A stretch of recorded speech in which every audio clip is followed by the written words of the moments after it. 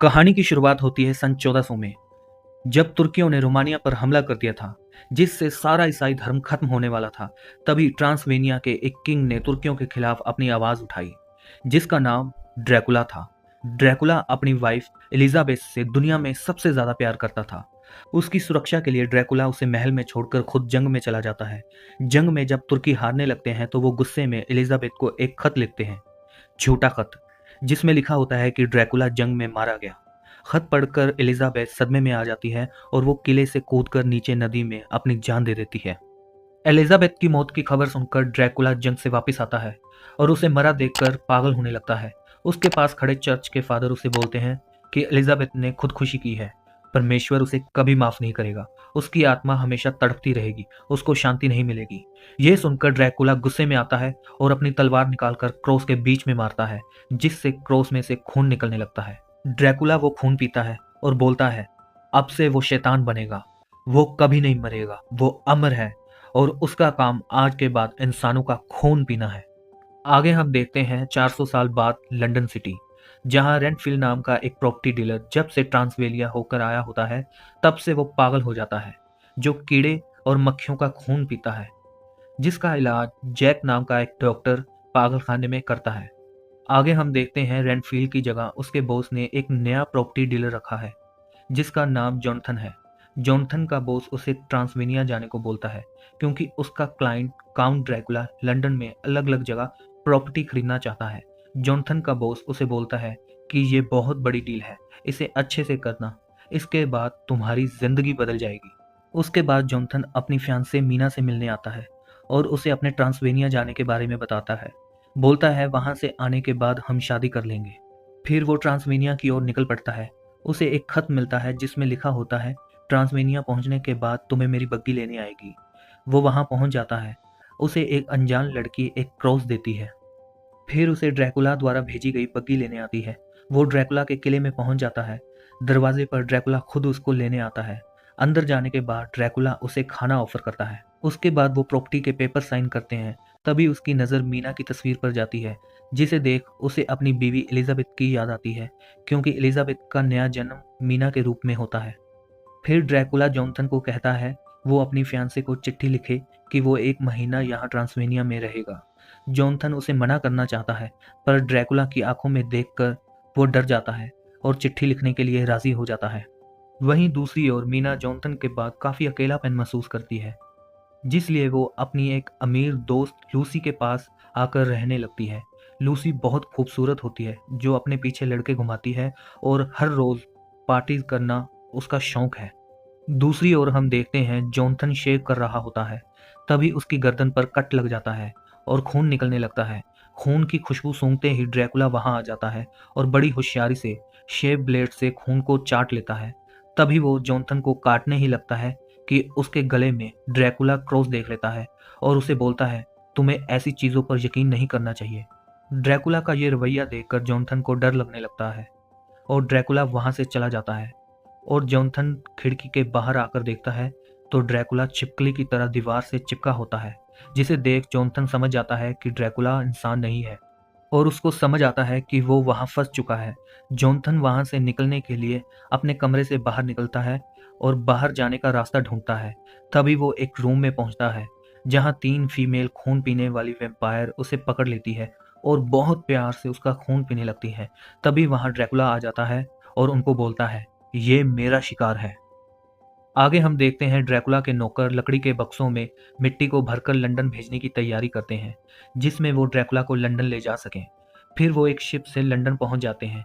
जहां पहुंचते ही ड्रैकुला एक हैवान का रूप ले लेता है और वो सबसे पहले मीना से मिलना चाहता है, पर उसकी दोस्त लूसी उस समय बाहर टहल रही होती है, जो ड्रैकुला से आकर्षित हो जाती है और ड्रैकुला उसे काट लेता है।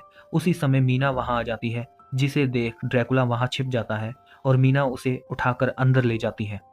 अगले दिन हम देखते हैं कि ड्रैकुला जवान हो जाता है, जो मीना को लंदन के एक बाजार में मिलता है।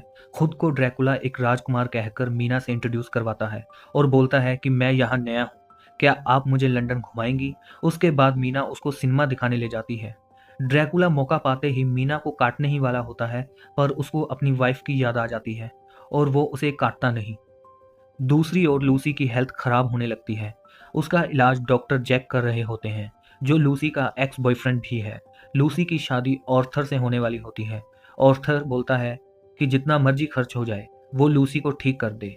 जैक बोलता है कि उसे अपने प्रोफेसर विल हिंसिंग को बुलाना होगा, जो ऐसे केसों को बहुत ठीक से देख सकते हैं। विल हिंसिंग वहां आकर जब लूसी को देखते हैं तो उसकी गर्दन पर वेम्पायर के काटने का निशान होता है, जिसे देखकर विल हिंसिंग समझ जाते हैं और वो जैक और ऑर्थर को बताते हैं कि लूसी बीमार नहीं है, उसको किसी वेम्पायर ने काटा है, जिस पर जैक और ऑर्थर को यकीन नहीं होता। नेक्स्ट डे लूसी की हेल्थ और खराब होने लगती है। वो पागलों जैसी हरकतें करने लगती है। वो ऑर्थर को अपने पास बुलाती है। जैसे ही ऑर्थर उसके पास जाता है वो उसको काटने ही लगती है, तो डॉक्टर विल हिंसिंग उसको अपनी तरफ खींच लेते हैं। फिर विल हिंसिंग को एक किताब मिलती है जिसमें ड्रैकुला की सारी स्टोरी का पता चलता है कि वो कैसे शैतान बना।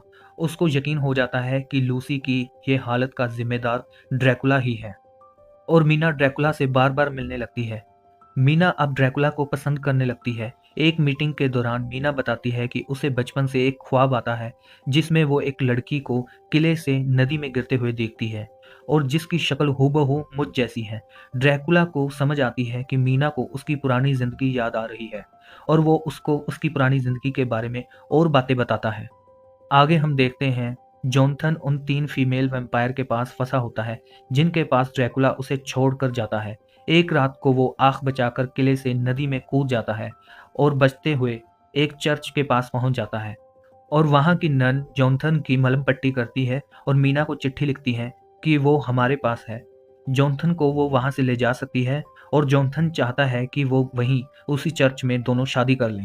दूसरी ओर ड्रैकुला मीना का इंतजार कर रहा होता है और उसको मीना की चिट्ठी मिलती है कि वो जॉनथन से शादी करने जा रही है, जिसको पढ़कर ड्रैकुला गुस्से में आ जाता है और लूसी को बुरी तरह जाकर काट लेता है और लूसी मर जाती है और एक वेम्पायर में बदल जाती है। पर उसके फियांसे और बाकी सबको लगता है कि लूसी मर चुकी है और वो लूसी को कब्र में सुला देते हैं। पर डॉक्टर विल हेंसी को पता होता है कि लूसी पूरी तरह से मरी नहीं है, वो एक वेम्पायर बन चुकी है। जिस बात की पुष्टि करने वो दोबारा लूसी की कब्र के पास आते हैं और कब्र खोलकर देखते हैं जिसमें लूसी नहीं होती। उनको किसी की आने की आवाज आती है और वो छुप जाते हैं। वो देखते हैं कि लूसी एक बच्चे को उठाकर वहां आती है। डॉक्टर लूसी को बुलाता है। लूसी उन पे हमला करती है। डॉक्टर लूसी को क्रॉस दिखाते हुए मंत्र बोलता है और लूसी को एक कब्र में लिटा देता है और जैक को उसके दिल में कील ठोकने को बोलता है। उसके बाद लूसी का गला काट देते हैं। जॉनथन और मीना चर्च में शादी कर लेते हैं। उसके बाद वो लंदन वापस आ जाते हैं और डॉक्टर विन हिंसिंग उनको बताता है कि लूसी वेम्पायर में बदल गई थी, तो उसका गला काटना पड़ा, जिसे सुन मीना को बहुत दुख होता है। डॉक्टर विल हिंसिंग जॉनथन से पूछते हैं कि जब उन फीमेल वेम्पायर ने तुम्हें काटा तो कहीं गलती से तुमने उनका खून तो नहीं चखा? जॉनथन बोलता है नहीं। फिर डॉक्टर बोलते हैं कि फिर तुम में उनके अवशेष नहीं होंगे, तुम वेम्पायर में नहीं बदलोगे। जॉनथन बोलता है उसे पता है कि लंदन में ड्रैकुला कहाँ है, क्योंकि उसी ने वो प्रॉपर्टी उसे दिलाई है। उसके बाद जॉनथन, डॉक्टर विल हिंसिंग, जैक और उनके बाकी के सब दोस्त ड्रैकुला को मारने के लिए वहां जाते हैं। उसी जगह के पास जैक का हॉस्पिटल होता है जहां मीना को जैक छोड़ आता है। अब वहां जॉनथन और डॉक्टर विल हिंसिंग ड्रैकुला को उन लकड़ी के बक्सों में ढूंढते हैं। जब वो वहां नहीं मिलता तो उन लकड़ी के बॉक्सों को आग लगा देते हैं। दूसरी तरफ ड्रैकुला मीना से मिलने वहां हवा के रूप में पहुंच जाता है। मीना उसे मिलकर बहुत खुश होती है। ड्रैकुला उसे बताता है कि वो जिंदा नहीं है, वो एक लाश की तरह है जिसमें कोई धड़कन, कोई जिंदगी नहीं। जॉनथन और डॉक्टर विल हिंसिंग जिसे मारना चाहते हैं वो मैं ही हूँ, और ड्रैकुला बताता है कि उसकी दोस्त लूसी को उसने ही मारा है, जिसे सुन वो ड्रैकुला पर बहुत गुस्सा करती है। फिर वो ड्रैकुला को बोलती है कि वो उसको भी उसके जैसा बना दे। ड्रैकुला मीना को वैम्पायर नहीं बनाना चाहता और मीना के बार बार कहने पर वो उसको काट लेता है और अपना खून उसे पिला देता है, जिससे वो भी उसके जैसी बन जाएगी। इतने में जॉनथन, डॉक्टर और बाकी सब वहां आ जाते हैं और डॉक्टर विल हिंसिंग ड्रैकुला को क्रॉस दिखाता है जिसे ड्रैकुला अपनी शक्ति से जला देता है। ऑर्थर उस पर गोली चलाता है और ड्रैकुला बोलता है कि क्या दिया है तुम्हारे परमेश्वर ने, देखो उसने मेरी क्या हालत कर दी, जबकि मैंने उसकी कितनी सेवा की थी। बोलते हुए वो पीछे जाता है और चूहों में बदल जाता है और वहां से भाग जाता है। डॉक्टर मीना को हिप्नोटाइज कर ड्रैकुला के बारे में पूछता है।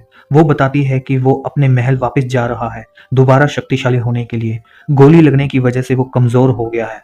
तभी डॉक्टर बोलता है कि हमें उसको उसके महल पहुंचने से पहले उसको मारना होगा। ट्रेन से वो उससे पहले पहुंचने की कोशिश करते हैं। मीना के वहां होने की वजह से ड्रैकुला को उसके बारे में सब पता चलता रहता है, जिसकी वजह से वो मीना और डॉक्टर को वहां पहले भेज देते हैं। अब मीना और डॉक्टर विल हेंसिंग वहां पहले पहुंच जाते हैं। मीना डॉक्टर को अकेला देखकर काटने लगती है। तभी डॉक्टर अपनी जेब से एक सिक्का निकालकर मीना के सिर पर लगाता है। तभी वहां फीमेल वैम्पायर आ जाती हैं और डॉक्टर मीना और खुद को उनसे बचाता है। सुबह होते ही वो महल के अंदर जाकर उन तीनों वैम्पायर की गर्दन काटकर नदी में फेंक देता है। हम देखते हैं मीना को पता चल जाता है कि ड्रैकुला वहां पहुंचने वाला है।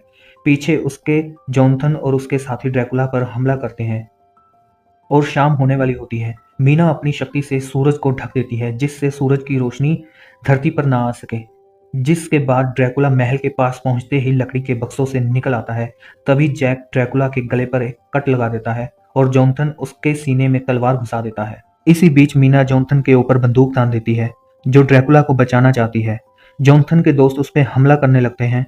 जॉनथन अपने दोस्त को रोक देता है और मीना जॉनथन को बोलती है, कुछ समय बाद मैं भी अब वैम्पायर में बदल जाऊंगी, तो क्या तुम मुझे भी मार दोगे? फिर मीना ड्रैकुला को लेकर अंदर चली जाती है। उसी चर्च में मीना ड्रैकुला को किस करती है। ड्रैकुला परमेश्वर से माफी मांगता है।